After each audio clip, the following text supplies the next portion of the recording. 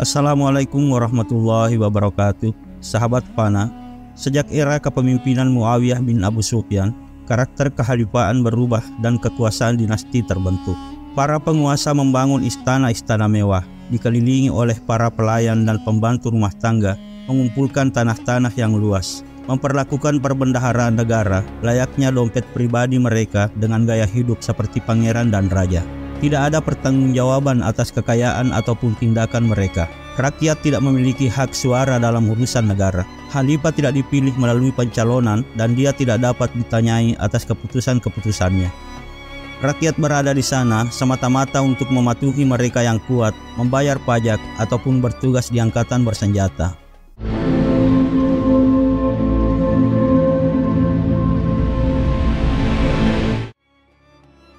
Ketika Khalifah Sulaiman bin Abdul Malik dari Bani Umayyah yang memerintah pada tahun 714 hingga 717 terbaring sakit, dia menerima nasihat dari seorang ulama ahli fikih, yaitu Raja bin Haywah al-Kindi. Dia diberitahu bahwa dia bisa mendapatkan keridhaan Allah Subhanahu wa Ta'ala dengan mengikuti teladan para khalifah di masa awal Islam dan mencalonkan seseorang selain salah satu putranya sendiri sebagai khalifah berikutnya. Ia disarankan untuk mengangkat Umar bin Abdul Aziz sebagai penerusnya. Umar bin Abdul Aziz adalah anak dari Abdul Aziz bin Marwan, saudara dari Amirul Mukminin Abdul Malik bin Marwan. Adapun ibunya bernama Ummu Hashim, Laila binti Hashim bin Umar bin Khattab, seorang wanita dari keluarga Umar bin Khattab yang tersohor dengan kesuhudan dan pola hidupnya yang amat bersahaja. Yang menjadi kekhawatiran Khalifah Sulaiman adalah jika ia mengangkat seseorang selain dari anak-anak Abdul Malik, maka hal itu bisa memicu perpecahan. Mereka tidak akan membiarkannya memimpin selamanya, kecuali jika dia menetapkan seseorang dari mereka setelah Umar. Maka dia pun memutuskan untuk mengangkat Yazid bin Abdul Malik setelah kepemimpinan Umar nantinya. Hal itu akan membuat anak-anak Abdul Malik tenang dan menerima. Sulaiman bin Abdul Malik kemudian menulis surat wasiatnya. Dengan nama Allah yang Maha Pengasih lagi Maha Penyayang, ini adalah surat wasiat Sulaiman bin Abdul Malik, Amirul Mukminin, untuk Umar bin Abdul Aziz. Sesungguhnya aku menyerahkan khilafah kepadanya sesudahku dan sesudahnya kepada Yazid bin Abdul Malik. Dengarkanlah dan taatilah. Bertakwalah kepada Allah, janganlah berselisih, karena musuh-musuh kalian akan berharap mengalahkan kalian. Umar bin Abdul Aziz adalah seorang yang berwawasan luas dan berpengalaman. Beliau pernah dididik dan dilatih oleh ulama terkenal seperti Ubaidillah bin Abdullah, Abu Hurairah, dan Saleh bin Kaisan. Sebelum naik tahta kekhalifaan, Umar bin Abdul Aziz adalah seorang pemuda gagah, berpenampilan menarik, dan menyukai wewangian. Namun ketika dia menerima tanggung jawab kekhalifaan, dia terbukti menjadi orang yang paling soleh, adil, berpandangan jauh ke depan, dan bertanggung jawab di antara semua Amir Bani Umayyah. Jauh sebelum menjadi khalifah, Umar bin Abdul Aziz sudah bertekad untuk mereformasi seluruh struktur politik, sosial, dan budaya masyarakat dan mengembalikan nilai-nilai fundamental yang telah mengatur negara. Ketika berita mengenai pencalonannya menjadi khalifah sampai kepadanya, ia berkata kepada orang-orang, "Wahai manusia, sesungguhnya aku telah diuji dengan perkara ini, tanpa dimintai pendapat, tidak pernah ditanya, dan tidak pernah pula ada musyawarah dengan kaum muslimin. Aku telah membatalkan baiat untukku, sekarang pilihlah seseorang untuk memimpin kalian." Ucapannya yang rendah hati itu justru menjadi angin segar dan membuat orang-orang semakin yakin untuk memilihnya. Mereka serentak menjawab, "Wahai Amirul Mukminin, kami telah memilihmu, kami menerimamu, silahkan pimpin kami dengan kebaikan dan keberkahan." Umar bin Abdul Aziz meninggalkan segala gaya hidup mewah dan menjalani kehidupan yang sangat asketis, mengikuti teladan Abu Dzar al-Ghifari, seorang sahabat Nabi yang terkenal. Abu Dzar dikenal dalam sejarah sebagai salah satu mistikus dan sufi paling awal dalam Islam yang menjauhkan diri dari keramaian di Madinah pada masa Khalifah Utsman bin Affan radhiyallahu anhu dan tinggal di sebuah pedalaman jauh dari ibu kota. Umar bin Abdul Aziz menyingkirkan semua fasilitas mewah yang ia miliki seperti pelayan, budak, kereta kuda, istana, jubah emas, dan tanah hak milik dan mengembalikannya ke kas negara. Keluarga dan kerabatnya pun mendapat perintah yang sama. Taman Fidak yang merupakan hutan palem warisan Nabi untuk kaum muslimin kemudian dijadikan milik pribadi Bani Umayyah, dikembalikan Umar ke kas negara sebagai amanah seluruh masyarakat. Selama ini, Bani Umayyah tidak mempunyai akuntabilitas terhadap keuangan. Untuk mendukung gaya hidup mewahnya, mereka memungut pajak yang sangat besar dari Persia dan Mesir. Mereka memaksa para pedagang untuk menjual dagangan mereka dengan harga rendah. Orang-orang tertentu yang ditunjuk oleh Khalifah menerima hadiah emas dan perak sebagai imbalan atas bantuannya. Umar kemudian membalikkan prosesnya. Umar menghapuskan praktik-praktik semacam itu, menghukum pejabat yang korup, dan menerapkan akuntabilitas yang ketat. Beberapa pejabat Bani Umayyah yang gila kekuasaan bersikap semena-mena terhadap masyarakat yang ditaklukkan. Seringkali harta benda mereka disita tanpa proses hukum yang semestinya, bertentangan dengan perintah syariah. Meskipun masyarakat di wilayah baru menerima Islam, mereka tetap tunduk pada jizyah. Mereka yang menolak membayar pajak akan dikenakan hukuman berat. Umar menghapuskan praktik-praktik ini dan memastikan keadilan dalam pemungutan pajak. Hilang sudah penindasan Hajjaj di Irak dan Qurrah bin Syarik di Mesir. Masyarakat menanggapinya dengan dukungan antusias terhadap khalifah baru ini. Produksi meningkat.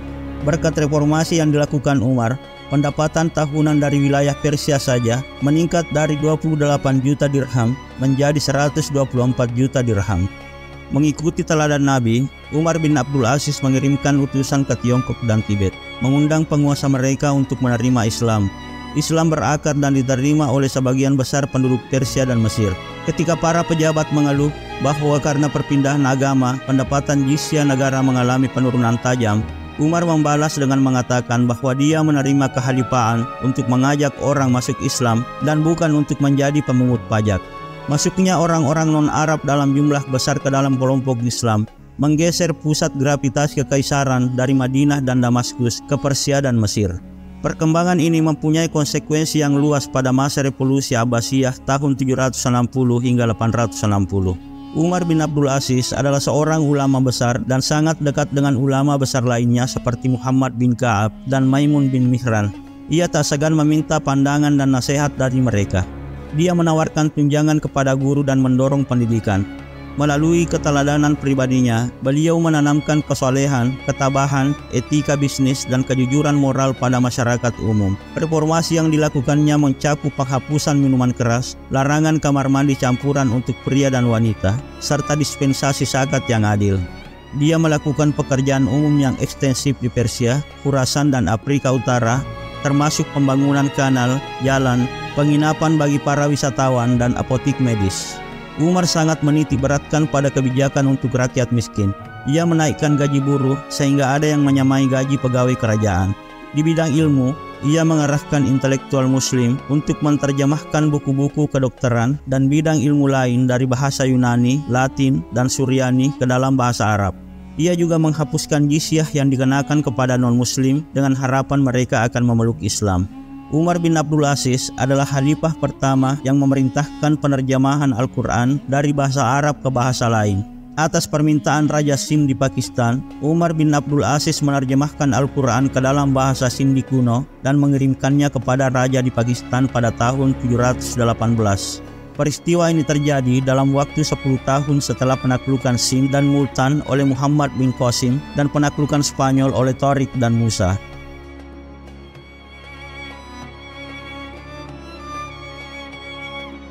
Umar bin Abdul Aziz juga merupakan pemimpin umat Islam pertama yang berupaya melakukan rekonsiliasi serius atas perbedaan politik dan agama di kalangan umat Islam.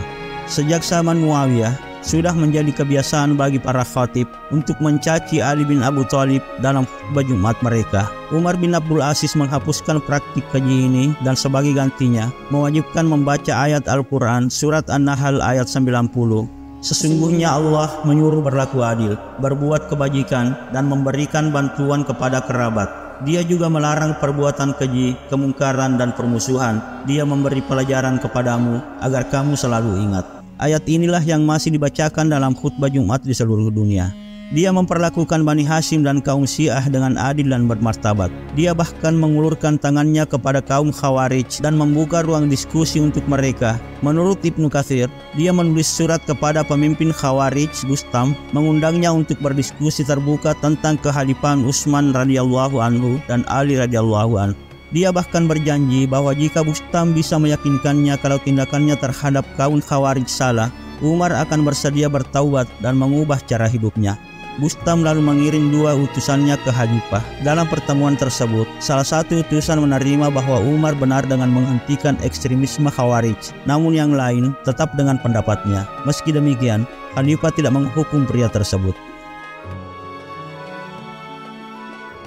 Umar bin Abdul Aziz adalah penguasa muslim pertama yang mengubah pandangannya dari penaklukan eksternal dan lebih menitik beratkan kepada kebangkitan internal. Dia menarik pasukannya dari perbatasan Prancis, India, dan pinggiran Konstantinopel. Pemberontakan dan gangguan internal pada masa kekhalifaannya berkurang drastis. Islam saat itu seperti telah kembali ke masa awal. Keimanan berkembang pesat, seperti yang terjadi pada masa Umar bin Khattab radhiyallahu anhu. Karena alasan inilah, para sejarawan menyebut Umar bin Abdul Aziz sebagai Umar II dan menjulukinya sebagai Khulafaur Rasyidin kelima. Setelah Abu Bakar As-Siddiq, Umar bin Khattab, Utsman bin Affan, dan Ali bin Abi Thalib. Sayangnya, Umar bin Abdul Aziz tidak lama menjadi khalifah, yaitu hanya 29 bulan. Ia wafat pada tahun 319. Meninggalnya pun sangat tragis, diracun oleh budaknya. Para pejabat pada masa kekhalifahan sebelumnya yang banyak dirugikan oleh kebijakan Umar diduga bersekongkol melakukan pembunuhan. Dengan dijanjikan 1000 dinar dan kemerdekaan, budak Umar bersedia meracun majikannya. Khalifah Umar sebenarnya mengetahui hal ini setelah ia diracun. Umar memanggil sang budak, lalu memintanya mengembalikan upah tersebut dan menyerahkannya ke Baitul Mal. Ia pun meminta sang budak untuk pergi ke tempat yang tidak terlihat orang lain. Khalifah Umar bin Abdul Aziz pun wafat dengan hanya meninggalkan sedikit harta untuk anak-anaknya. Setiap anak laki-laki hanya mendapatkan jatah 19 dirham. Umar tidak memiliki usia panjang, ia wafat pada usia 40 tahun, usia yang masih relatif muda. Namun di balik usia singkatnya, ia telah berbuat banyak untuk peradaban manusia. Sahabat Fana, semoga sepenggal kisah ini semakin membuat generasi umat ini lebih mencintainya karena kesolihannya, kepemimpinannya yang adil, dan berbagai karakter mulia beliau yang patut dijadikan teladan. Wallahu a'lam bishawab. Wassalamualaikum warahmatullahi wabarakatuh.